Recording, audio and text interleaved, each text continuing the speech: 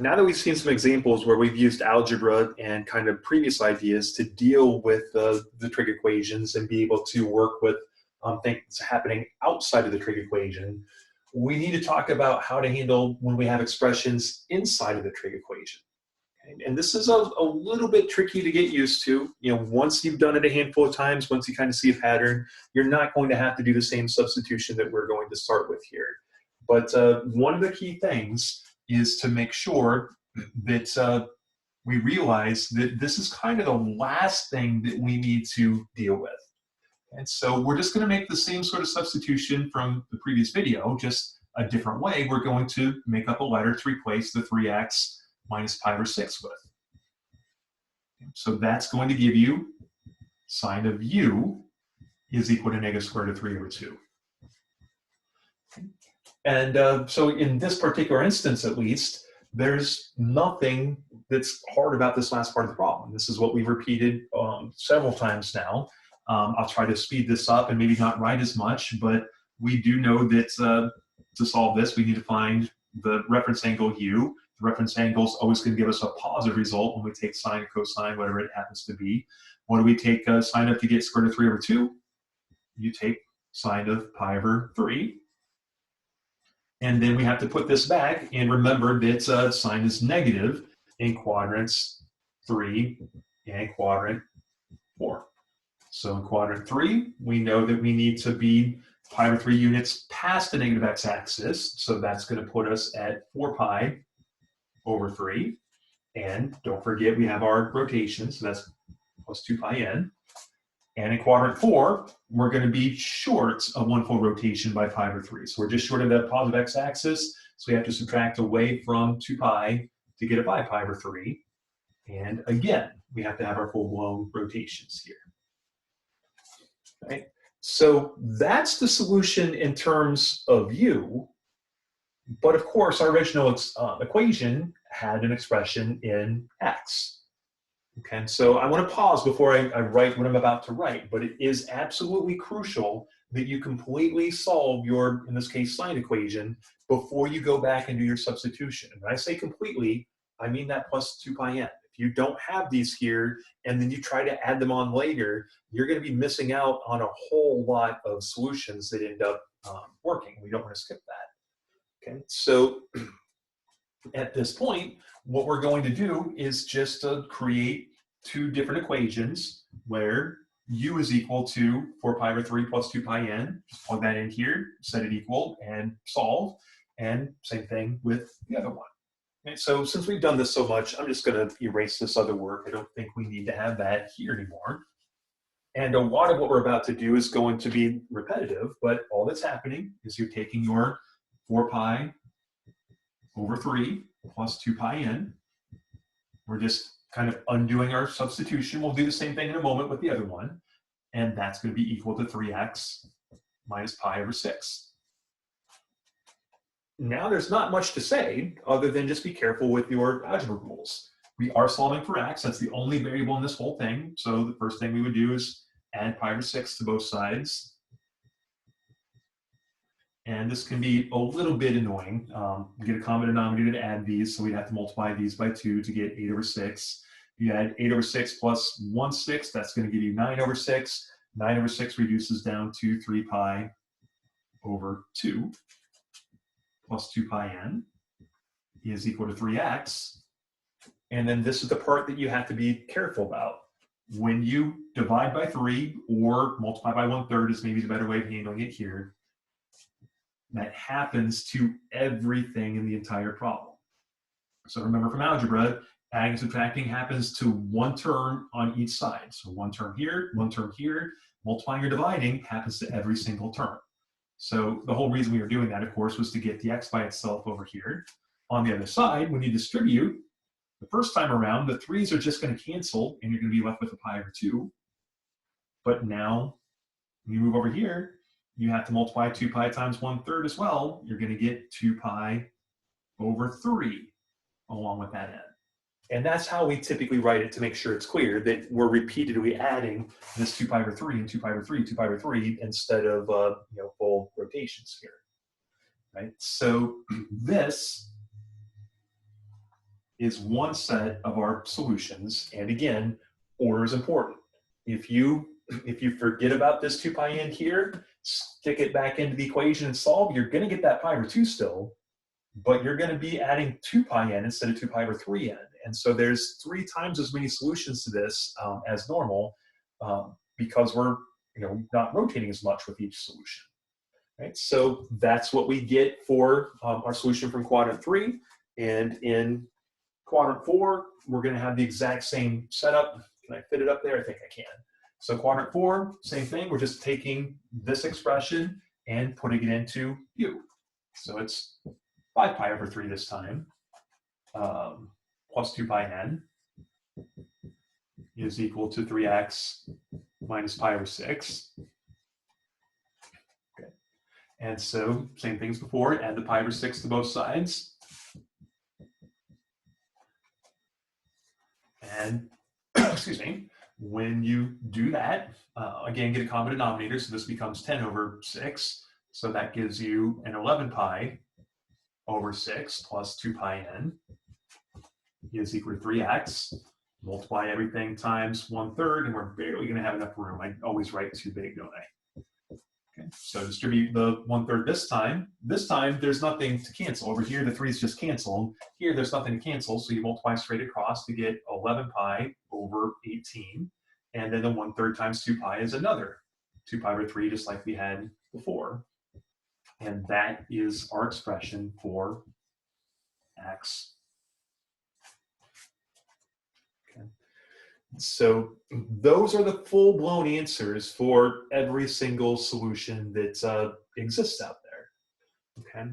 So the other thing that we'll do is in these types of problems, the textbook typically also asks you to list every solution that occurs between 0 and 2 pi, just to make sure it's clear that we do get a ton of answers that are within that one rotation, and that 2 pi over 3 is actually doing something here. Right? So if we were to do that, all we're doing is repeatedly adding 2 pi over 3 over and over and over until we get outside of the range of 0 to 2 pi. So for this set of solutions, you would start with pi over 2, and then we would have to repeatedly add 2 pi over 3. So this is always a little bit annoying. Maybe we should get a common denominator here. So common denominator would be 6. So this is like 3 pi over 6, and we'd be adding 4 pi over 6 repeatedly. So 3 pi over 6 is just pi over 2. If I add this once, if I add 4 pi over 6 once, that's going to give me a 7 pi over 6. If I add another 4 pi over 6, it's going to give me an 11 pi over 6. If I add another 4 pi over 6, it's going to give you a 15 pi over 6. And you can pause there for a split second. That one's too big. And I got going a little bit fast. We had 3 pi over 6, plus 4 pi, plus 4 pi, plus 4 pi. But 11 divided by 6 is still smaller than 2, so that's within 2 pi. This last one's bigger. This is bigger than 2 pi. So not a huge deal if you go too far, but if it asks you to stay between 0 and 2 pi, these are the solutions from the first set that we worked with here. These are the solutions that are between 0 and 2 pi. And do the same thing over here. Just get a common denominator between 18 and 3. The common denominator is 18, so you would multiply both of those by 6. You would start with 11 pi over 18. Add on a rotation. 11 plus 12 is 23 pi over 18. That's certainly still, 23 divided by 18 is certainly still less than 2. Do it again. Add another 12 pi. Add 12 pi to that. You get 35 pi over 18. And you can kind of guess, because of what happened over here, that is really close to 2. Right? 35 divided by 18 is like 2.9 or something like that. So of course, if we add on another 2 pi over 3, it's going to make us too large. And so that's where we would stop. Now realize now I should probably label, these are the solutions in the interval from 0 to 2 pi. And so just be aware that some of the problems ask you for the whole full solution we started with here. Some of the problems just ask you to list the ones between 0 and 2 pi. Just really pay attention to the instructions, but no matter what you're doing, you're always finding these first, and then you're coming back and listing out all the solutions that are within one rotation. right? So that's basically it in terms of what you have to do here. I'm going to take a step back and give us a problem that's going to look a little bit easier. It probably is a little bit easier, but just to point out that it's an easy mistake to make, it's easy to make mistakes if there's something a little less complicated here. If there's a full-blown expression that's inside a set of parentheses, most students recognize, oh, I need to use substitution, or I need to be careful with how I solve all the rest of this and such. But it doesn't really take all that much for you to run into something like tangent of 4x is equal to square root of 3. You know what, let's make that a negative square root of 3, because I don't think we've done a negative with a tangent yet. So here, because you have a lot easier of an expression to work with, it's sometimes easy for you to accidentally just say, well, hey, let's just work with this here. And it's not necessarily wrong, but if you don't go through the same procedures before, it's really easy to take things out of order, make mistakes, so on and so forth. All right, so I'm really going to encourage you, at least at the beginning when you're practicing this, if you do a lot of practicing, get comfortable, you can just say, forget you, Mr. Farmer, I'm just going to do what I want. But do the same thing, even though it's not a full-blown expression and it doesn't seem like it's all that helpful, just literally write out that u is equal to 4x. And beyond that, nothing much is going to change here. It just felt like we needed to have another set of practice with a tangent problem. And I wanted to make sure that you realize that it's actually way more common to run into a problem where we just have a 2x, 3x, 4x, whatever here, as opposed to a whole full-blown expression. And they just tend to come up more often in applications. But just same things we've done before. If you have anything other than an x up here, and you don't have any reason to use a double angle formula or anything like that, and you certainly don't want to make this more complicated, then just replace it. That gives you your trig function equal to a number, and now you just go with it. Right? So once again, we know that because tangent is negative in, so I should have said equal. So tangent is negative in quadrants 2 and 4. We know our value of u needs to be in quadrant 2 or 4, since tangent is equal to a negative number. Right? After that, it's just find the reference angle based on the positive number. You take tangent of pi over 3 to get a square root of 3. And then once again, we have to make sure it's in the correct quadrant. So in quadrant 2, we're going to be just short of the negative x-axis, so we subtract away from pi. So you're going to get that u is equal to 2 pi over 3. And quadrant 4, we're just short of a full rotation, so subtract away from 2 pi, and you're going to be left with a pi over 3. Okay.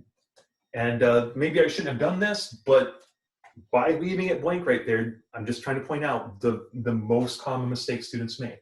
You have to, as soon as your trig function is gone, you've got to get your rotations in here, okay? So you can't just leave them blank.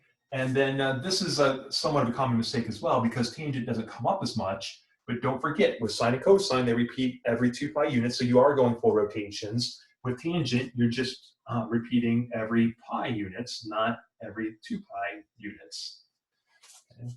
And then finally, if you remember in the first video for section 3.5, I mentioned that we don't actually have to write both of these. I just wanted to make sure that we are still in the same procedure and realize that it doesn't take all that much extra work to write both. But if you sat down and actually started adding pi repeatedly to 2 pi over 3, you're going to get the same list. Right? 2 pi over 3 plus pi gives you 5 pi over 3. 5 pi over 3 plus 2 pi over 3 gives you 7 pi over 3. It's going to end up being in both lists. So you can do this twice if you want, but save yourself a little bit of work here and just realize that this is not needed. Right? It's not needed because it's covered already in the list above. So I know it's not really a list, but if you just try to mentally think about what that list is, this list contains every single item that's in that second list. Right? And now it's just a matter of excuse me, doing the same thing that we did before. We know that u is equal to 4x. So that whole expression, let me push this over a little bit, but that whole expression, the 2 pi over 3 plus pi n is going to need to be equal to 4x. So a little bit less work to do than last time. All we have to do is multiply both sides by 1/4 to get rid of that 4. But distribute again. This time the 2 and the 4 are going to reduce down to 1/2. So we're going to end up with a pi over 6. Pi divided by 4 is just pi over 4 n. And that is our main solutions. And once again, we'll go ahead and write all the solutions out between 0 and 2 pi. But that is every single solution to this original equation. Okay, so one last time, if you're just looking for the solutions that are between 0 and 2 pi, and I don't want to make a huge deal about it, but in general, if you're working on an interval like this, we don't want to include both 0 and 2 pi because they're both the same position, more or less. So we typically don't include the 2 pi. It's just what is in the textbook. Not huge to worry about, I just thought I'd mention it. And then from here, same thing we did before. We're going to start with pi over 6 and just keep adding pi over 4 to it until we get too large. Once again, these are annoying because they're not common denominators, so maybe rewrite them. This would be the same thing as 2 pi over 12. Over here, this is the same thing as 3 pi over 12. So we're just going to repeatedly add 3 pi to the numerator when we're out of 12. So 2 over 12 plus 3 over 12 is 5 pi over 12. Okay. Add another 3 pi over 12 to that. It's going to give you 8 pi over 12. But 8 pi over 12 is just going to reduce by both of those by 4. Yeah, by 4. You're going to get 2 pi over 3. Okay. Add another 3 pi over 12 to this original 8 pi over 12 is going to give you 11 pi over 12. Add another 3 pi. We're still nowhere close to 2 pi, so add another 3 pi to that to get 14 pi over 12, which is going to reduce down to 7 pi over 6. Add another 3 pi to it to get a 17 pi over 12. Another 3 pi to it to get a 20 pi over 12.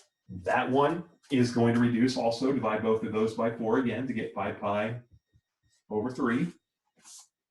And then one last time, add 3 pi over 12 to this last one to get a 23 pi over 12. And 23 divided by 12 is very close to 2. If we added 3 pi more to that, we would go over.